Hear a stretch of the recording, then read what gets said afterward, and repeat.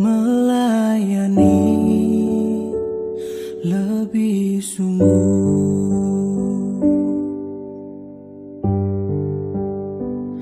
melayani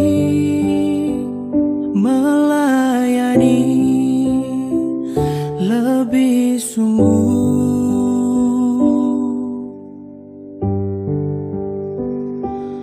Tuhan lebih dulu melayani. Shalom semuanya. Shalom. Shalom. Karena belum semua ya, jadi ulang-ulang. Luar biasa. Apa kabar hari ini? Luar biasa. Beneran luar biasa.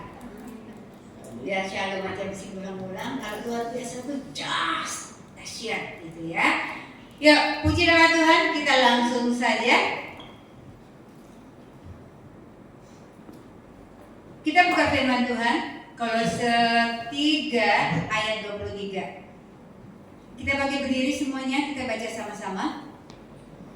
Kolose 3 ayat 23. Sudah ketemu semuanya, di layar ada ya. Jadi nggak usah pegang-pegang handphone, kalau nggak ada di layar ada. 2, 3. Apapun juga yang kamu perbuat, perbuatlah dengan segenap hati, seperti untuk Tuhan dan bukan untuk manusia. Amin. Silakan duduk. Saya baca sekali lagi. Apapun juga yang kamu perbuat, perbuatlah dengan segenap hatimu, seperti untuk Tuhan dan bukan untuk manusia. Amin. Apapun hari ini yang kalian lakukan di mimbar, lakukan buat Tuhan, bukan buat gembala. Ya? Segenap hati kita lakukan untuk Tuhan, karena kita tahu Tuhan senang. Tuhan tuh suka disenangkan ya. Tema di sini, layanilah Tuhan sungguh-sungguh, upahmu besar di sorga. Amin. Siapa mau upah besar di sorga? Semua kita mau terima upah. Seringkali banyak orang mau terima upah tapi tidak mau bekerja. Emang ada nggak? Gak ada. Siapa yang bekerja, dialah yang diupah, ya. Dialah yang terima upah. Yang tidak bekerja jangan harap dapat upah dari mana, ya. Jadi kata firman Tuhan, ayat 24 berkata, kamu tahu bahwa dari Tuhanlah kamu akan menerima bagian yang ditentukan bagimu sebagai upah. Ya. Jadi apapun yang kita lakukan, lakukan dengan segenap hati. Jangan melakukan karena seseorang. Karena seseorang itu tidak akan menyelamatkan kita. Karena Tuhanlah yang akan menyelamatkan kita. Hari ini pagi-pagi tadi jam 6, Widiana udah bilang, Hugam Cikarang hujan gede banget gitu ya. Terus saya bilang, naik Grab kali ya, gitu ya. Tapi saya tahu sih, naik Grab itu mahal pastinya ya. Cikarang, Kelapa Gading aja 50 ke atas, ya 50 ke atas. Cikarang. Tapi kalau kita berkorban demi Tuhan, percaya nggak? Tuhan pasti balas. Tuhan itu nggak pernah tertidur jemaat. Jadi apapun yang kita lakukan, lakukan segenap hati buat Tuhan. Kalau memang kita hujan hujan nih, jadi nggak ibadah. Berkat kita hilang, ya. Karena apa? Karena hujan, kita takutnya sama hujan, bukan sama Tuhan. Tapi kalau kita berjuang, kata Widiana semalam kita bilang, kalian berdua aja ya yang ibadah. Mama kok rasanya malas. Itulah caranya iblis, ya. Kalau kita tidak peka, iblis bilang gitu. Udah, kamu kan capek, udah biarin aja anak itu, karena mereka terjadwal. Tapi kalau kita bisa memerangi semua itu, pasti kita akan terima berkat Tuhan. Amin. Jadi layani Tuhan itu sungguh-sungguh ya. Karena kita nggak tahu waktu ini, kita nggak tahu kita tuh sampai kapan, sampai di mana, kita nggak pernah tahu. Bulan kemarin ada ponakan suami saya. Dia seorang pelayan Tuhan, cinta Tuhan, melayani Tuhan, apapun dikorbankan. Hutang aja dia bisa berhutang, dia bisa memberi, dia melayani.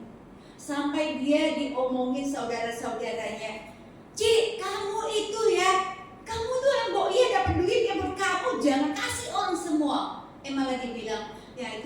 uang aku, itu uang Tuhan gitu ya. Jadi semua dikasih Tuhan, semua buat pelayanan. Di kasat mata kita memang kesannya orang-orang yang gak tahu kita melayani Tuhan pasti, wah kamu mah ngasih orang jor-joran, tapi di rumah kamu. Tapi saya bilang, tapi memang kita diajarkan Tuhan berhikmat.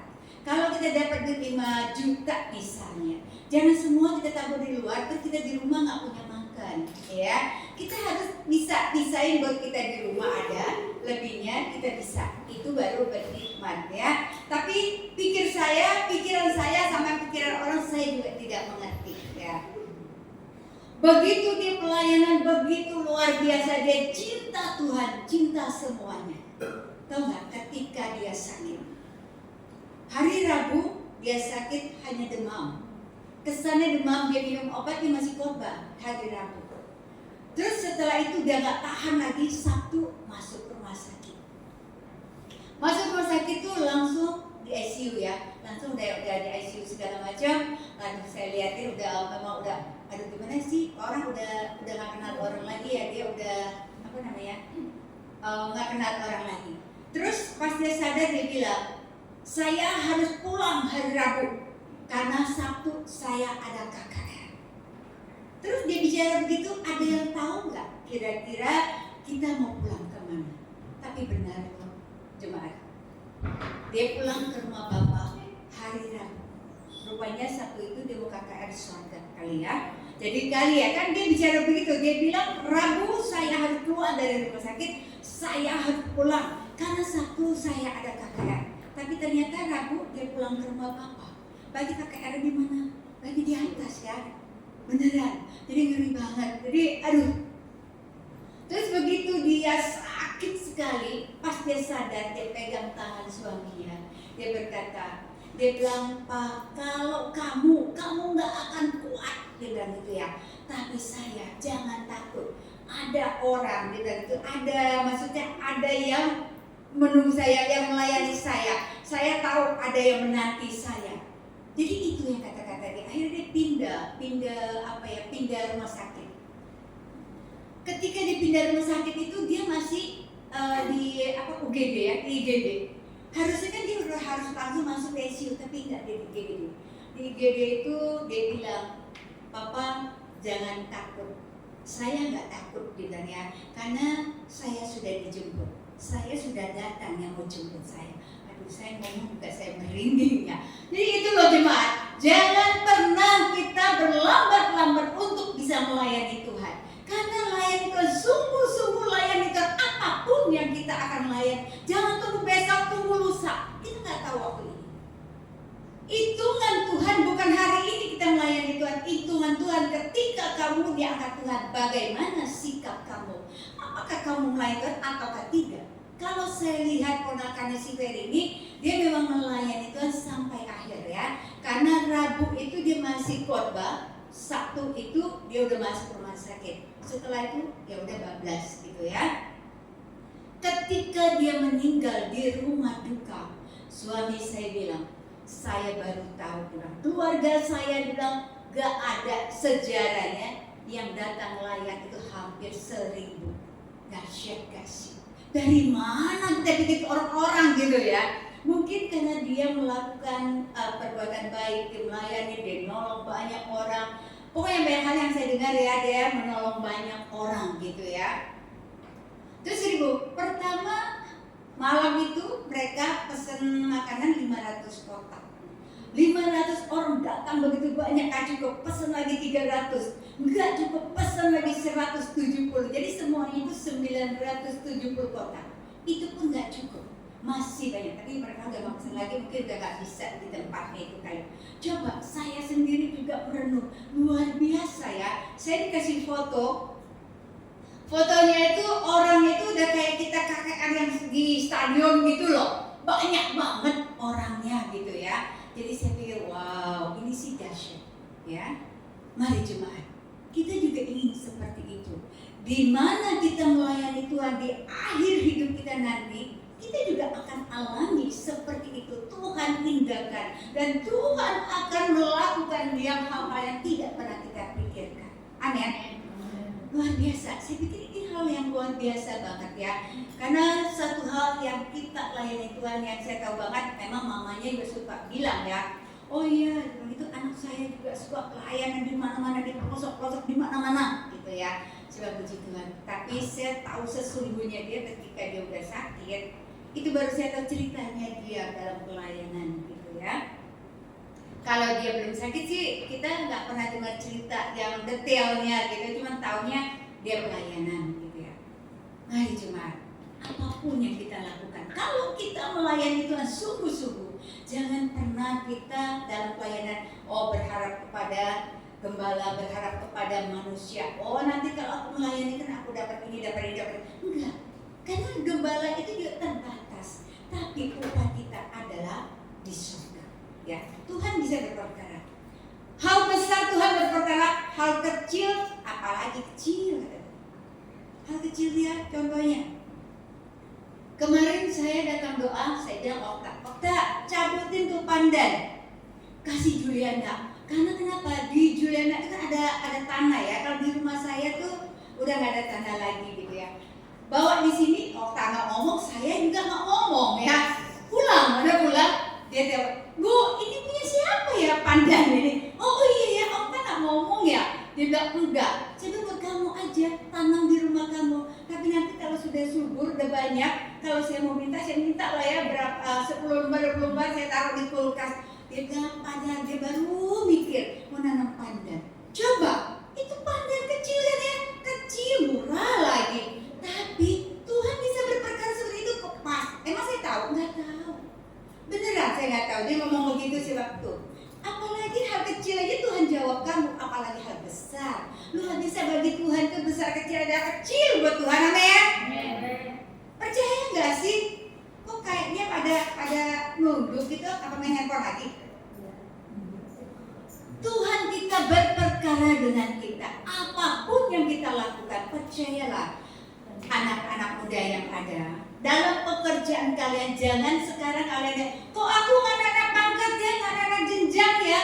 Ada waktunya Tuhan, kita pasti akan nantinya. Setiap kamu melakukan yang setia. Tapi saya lihat masih banyak juga yang tidak setia. Dulu latihan jam 8, jadi ganti jam 9. Lah jam 9 setengah 10 baru datang. Hai jemaat, ayo lakukan dengan taat, lebih taat. Udah taat tuh tambah taat, itu baru benar gitu ya. Udah taat besok loyo, hari ini taat besok lalai. Nah gimana?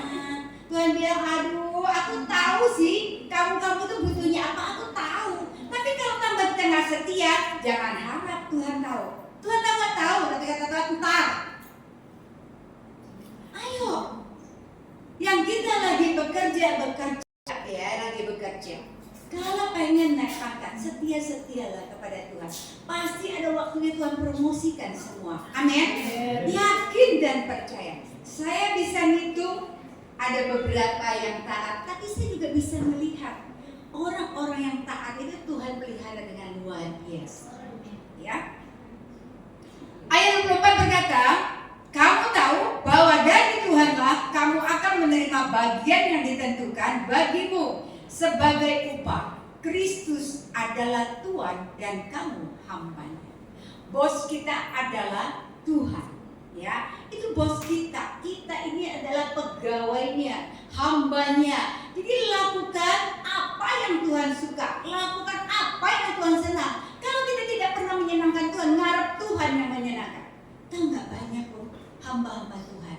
Pengennya minta, tapi tidak pernah memberi. Emang dari mana? Tuh pandan tadi, kalau tidak nanam pandan, emang bisa memetik pandan? Ya enggak kan?